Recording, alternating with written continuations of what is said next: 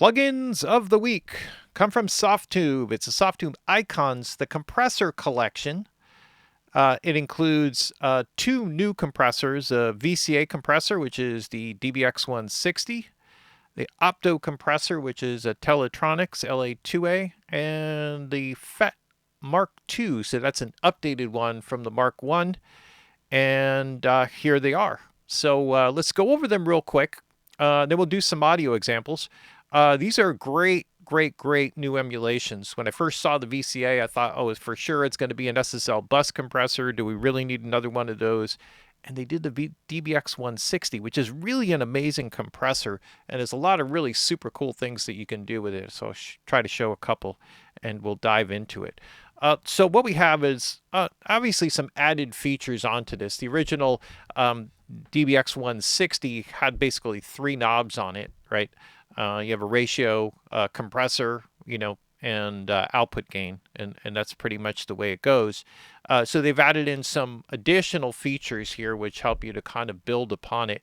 The unique thing about the VCA compressor, the DBX160, is that it had like a true RMS level detection, and it was a feed forward. I'm not sure if that was the first feed forward style VCA compressor, but it had to be one of them, built in the mid 70s. And this thing is just really killer, right? Super fast acting.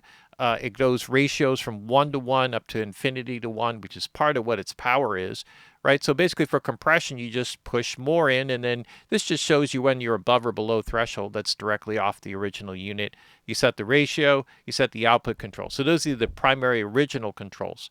They allow you here, though, with a multiplier section to make the attack time faster or slower. It's a fixed thing, and it's not fixed. It's based on program material. So as you change settings, it will change according to the settings that you put in. And there's a lot of things that people misunderstand about attack and release times.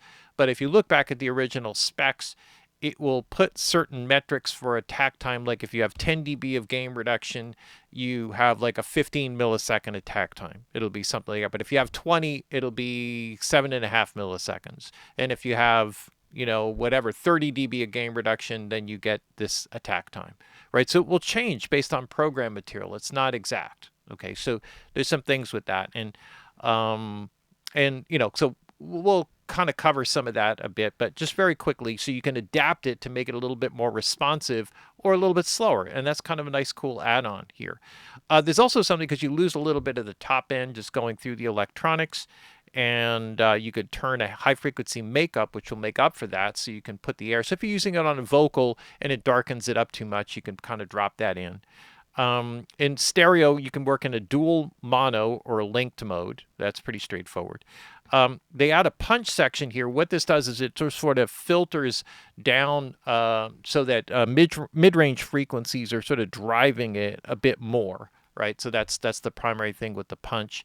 There is a sidechain filter, so you could filter off low frequencies. And then it has an external level control for the external key, which is an amazing idea because you could set it up on sends on a couple of channels, and then you could use this to basically drive in to get your gain reduction. And that's perfect because you can A/B it, then external or with the original signal triggering, and maybe do some comparisons that way. Wet dry control in the end. And that's pretty much it, right? So DBX, really cool one. So I'm glad they did that. One that's a little bit more known and well emulated is obviously the LA2A, which they call the Opto compressor here. Now, they also have some adaptations here. So the compression, normally what you have with this is you have a... you're basically setting more or less what is a threshold, and then you have an output level control. So that's basically the LA2A. You would have a compressor limit, right? So the compress... again, it's program dependent, but it's basically somewhere in the 2 to 1 range, and then the limiter is acting more like a limiter, 10 to 1, 20 to 1, whatever it is up there. It also has a high frequency makeup, sidechain punch, same basic thing, stereo link or unlink. So some of these controls are common to all of them, wet, dry. Okay, but essentially the compression control, what they call it here, is basically setting your threshold, right? So you just kind of drive that in. Then there's also, it's one other thing I forgot back up here that I got to go back to, sidechain emphasis. Now, the way they describe this in the manual doesn't sound right. But what I understand of this is that if you set it to a flat setting, essentially you're getting full frequency response triggering the compression. As you drive it upward, what happens is it drives more high frequency energy, I believe above 1K, into the sidechain circuit. So you're getting less RMS energy driving the compression. But it usually leads to sometimes odd results. You can shape it a little bit, usually it gives you less compression. So there's something more than just adding high frequency energy.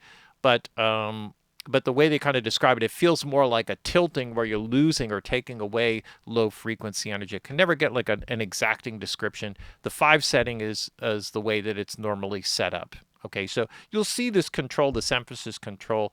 It's described in different ways depending upon, what emulation you grab onto. So, but whatever the specs originally are, this basically allows you to control how the gain reduction is sort of being applied. There's another way to do it, or basically how it's triggering through the sidechain.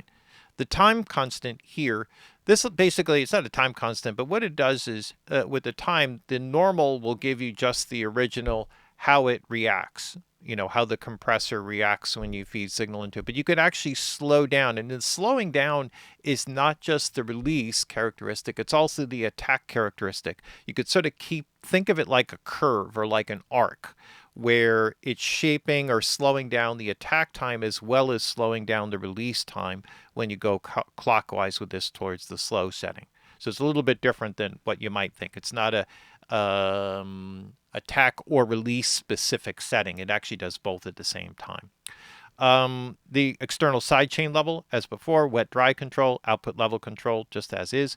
The one thing I skipped up here is an output drive. So you can actually drive the electronics here on a separate control or leave it off, and you could do the same thing here. So you'll get different characteristic sounds by driving it.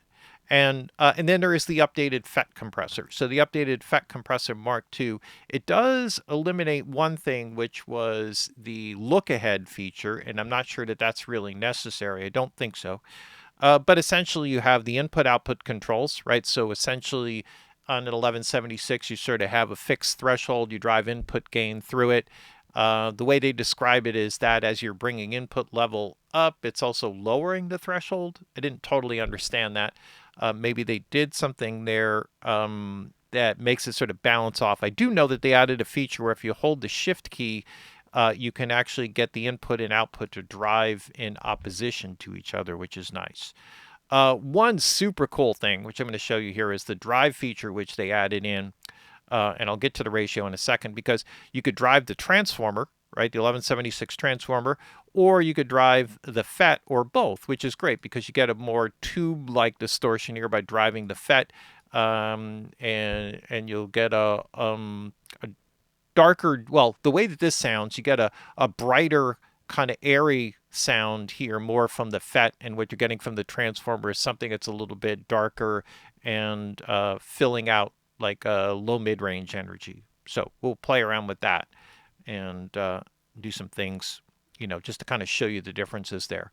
It's the FET you hear far more than the transformer, but you could do one, the other, or both. Wet dry control, as you have before. One cool thing that they added in here, you have the attack and release. Now, an 1176 has a very fast attack. At its fastest is 20 microseconds. And at its slowest is 800 microseconds. That's 0.8 milliseconds, or 0.02 milliseconds, just to give you how fast that is. And then the release time, I think at its fastest, is about 50 milliseconds. Again, there's a little bit of a program dependent kind of thing there. High frequency makeup, similar, so you have that on all of them.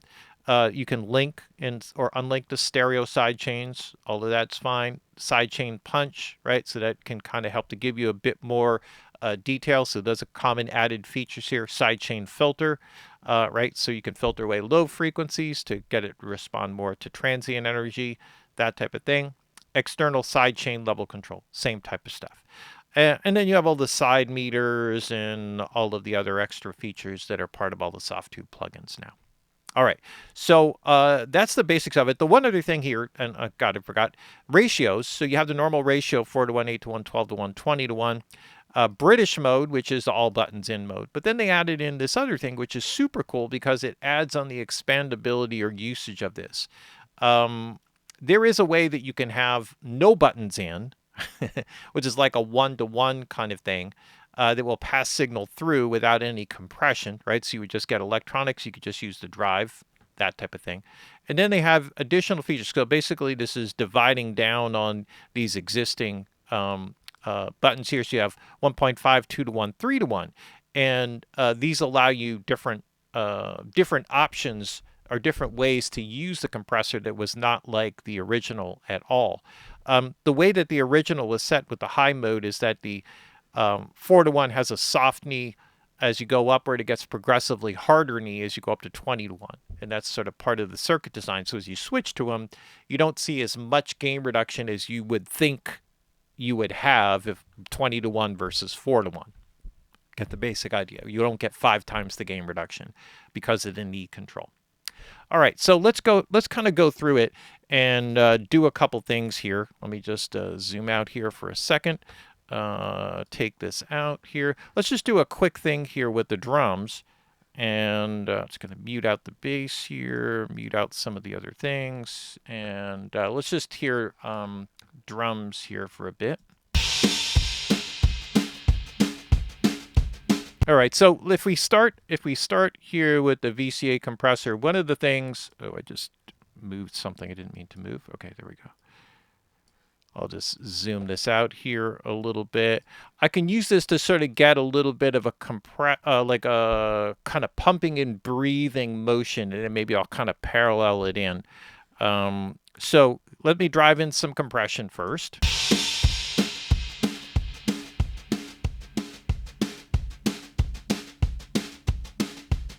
I can lighten up on it a little bit.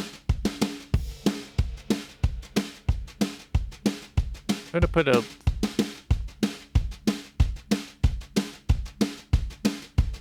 filter off the low end there just to kind of get the kick and snare to sort of drive it a little bit more evenly.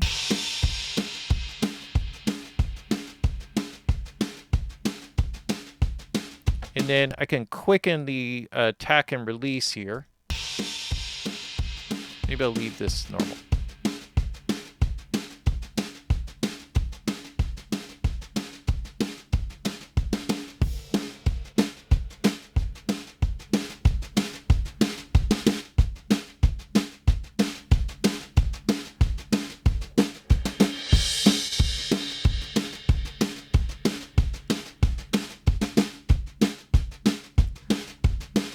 Output drive.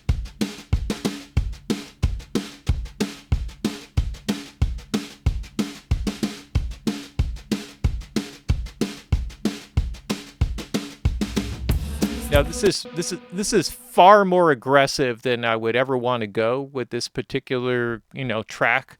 But what I'll do is I'll just parallel a little bit of this in, right?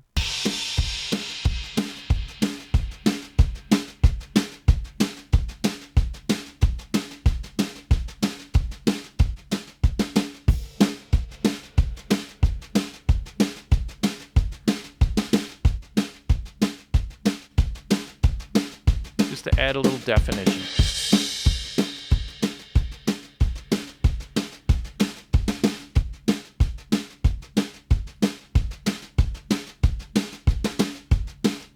Right?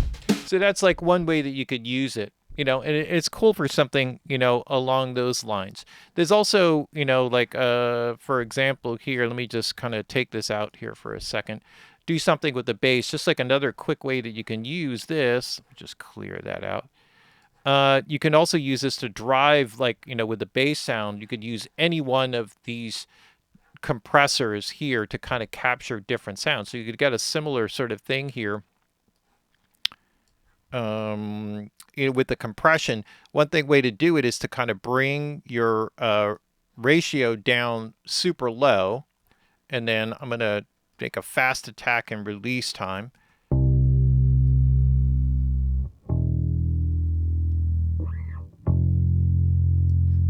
right, and I'm going to get some makeup gain here.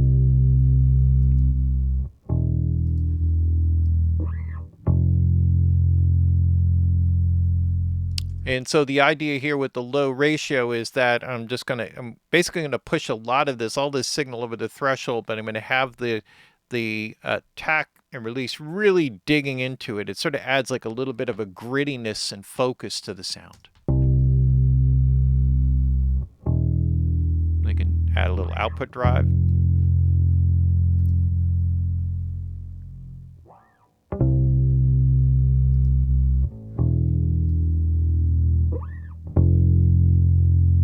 Let me go to where it's faster.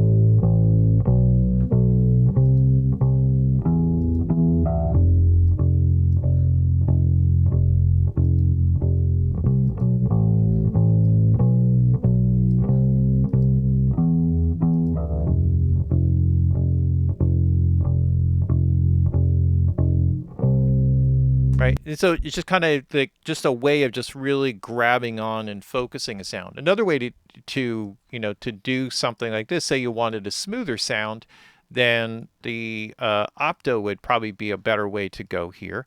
So similar type of thing, but or actually completely different type of thing. This is more of like a kind of a smoothing out type of effect.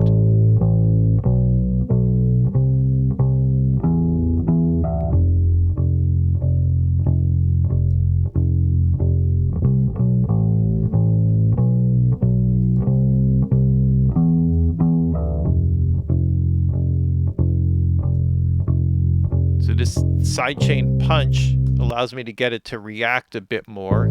I can slow it down if I want.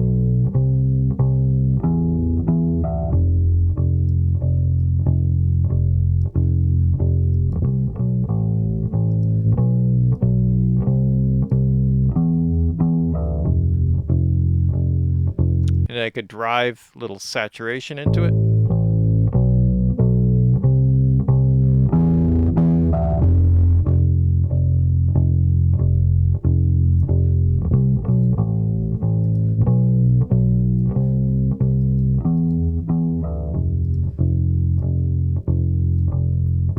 Nice way to kind of add a little solidity, and warmth to it. That's like a great way of kind of evening out a bass sound, right? So we could add grit, we could add that, or we could just sort of take it and kind of make it breathe a little bit more, or you just kind of make it pump and breathe a little bit more. And so this is where something like the 1176 might work a little bit better. So maybe I want to go with a slower attack, a fast release. We'll come back to the saturation in a second. Let's just start with a 4:1 ratio and see what it sounds like here. Make sure I cut off the other ones. Yes. Okay. So what we're seeing here is input and then gain reduction, just in case you missed that. Here's also a place where the sidechain punch will come in helpful.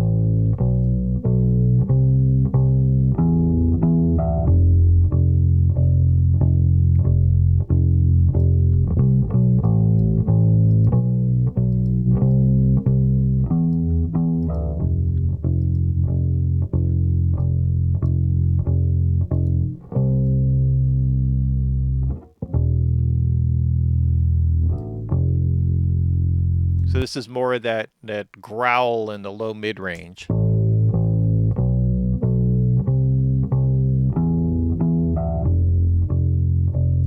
Versus the FET, which will be a little airier.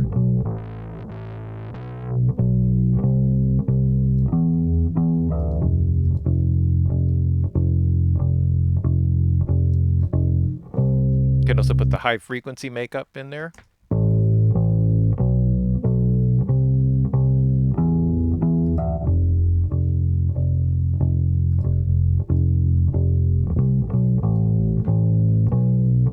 So I wanted to hear that in the context of the drums.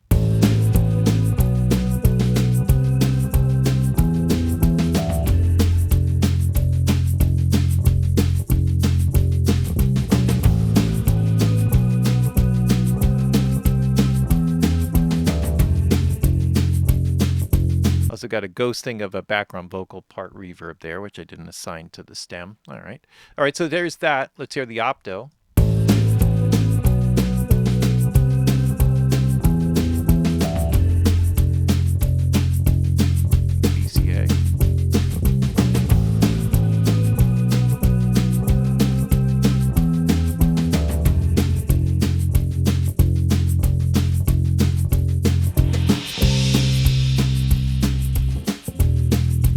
right? And so each one of those can kind of give you a different characteristic sound. And you can kind of go, on any place that you use LA2As and all that other sort of thing. Like you do a similar type of thing with the vocal here.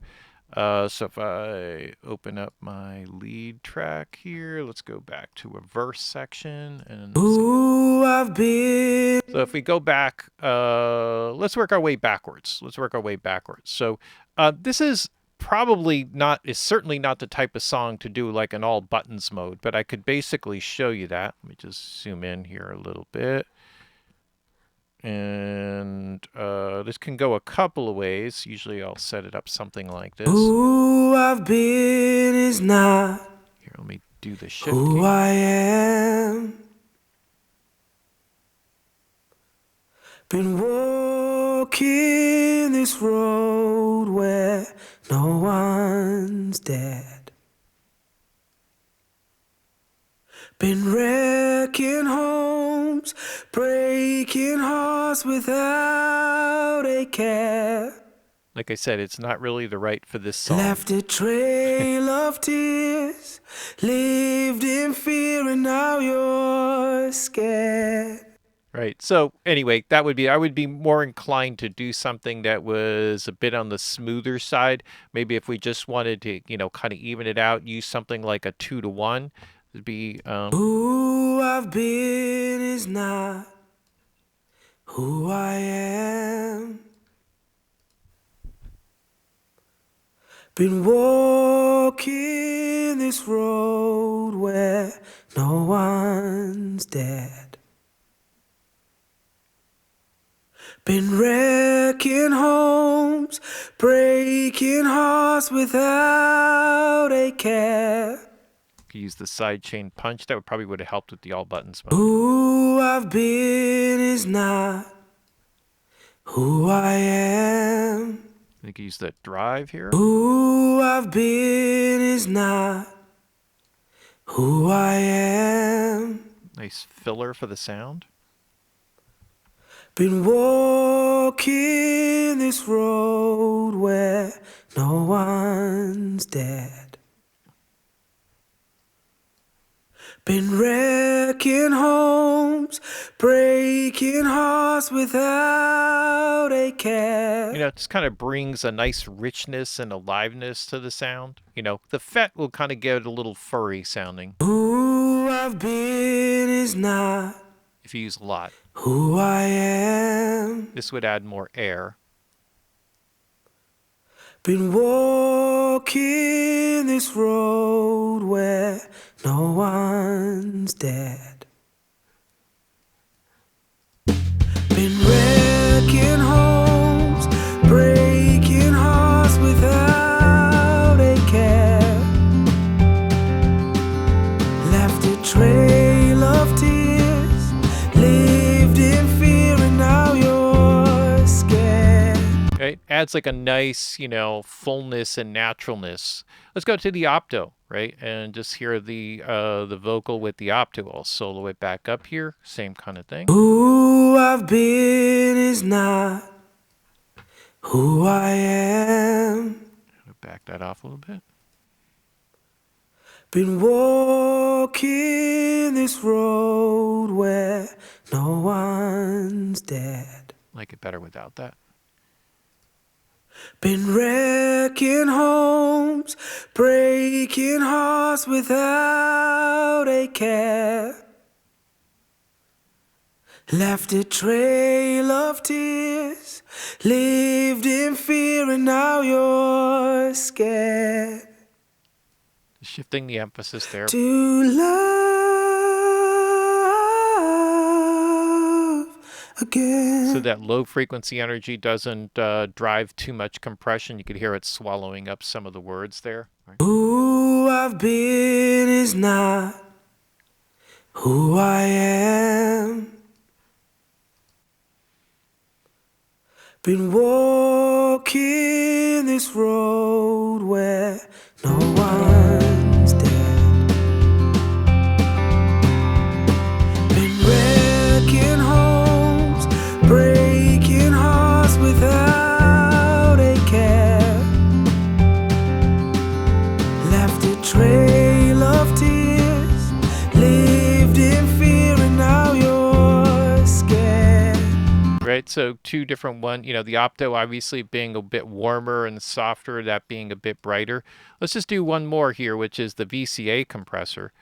I think you got a good idea what's going on here. This is also something where you can get sort of a gritty sound here with the low ratio and driving into it a bit. Right? Who I've been is not who I am. Been walking this road where no one's dead. Been wrecking homes, breaking hearts without a care. Left a trail of tears, lived in fear and now you're scared. To love again.